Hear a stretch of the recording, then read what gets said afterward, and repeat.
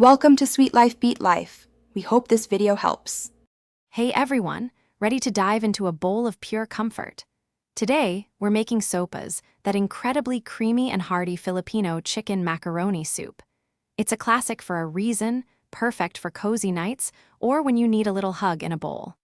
This recipe is straightforward, and the delicious result is totally worth it. You'll be surprised how easy it is to bring this beloved dish to life in your own kitchen. Before we begin, let's gather our ingredients.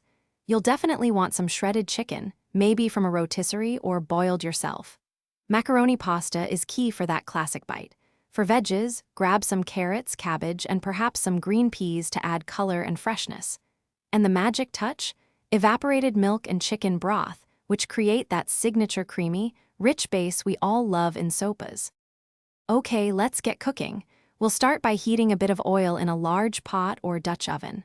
First, add your chopped garlic and onions, sautéing them until they're nice and fragrant. Then, toss in your chicken pieces.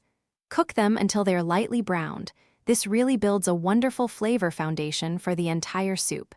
It's a simple step, but so important for that rich, comforting taste.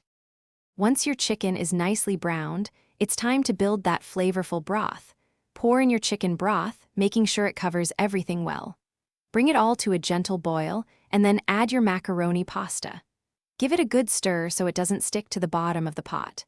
Now, just let it simmer gently until the pasta is tender and has absorbed all those wonderful flavors from the broth. For the grand finale, let's make it creamy. Stir in your evaporated milk and any remaining vegetables like the cabbage and green peas.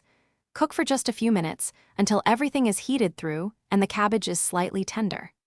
Now, taste and season generously with salt and pepper, adjusting until it's absolutely perfect for you. Your delicious, warm sopas is ready to be served and enjoyed. Thanks for watching. Consider subscribing if we helped you.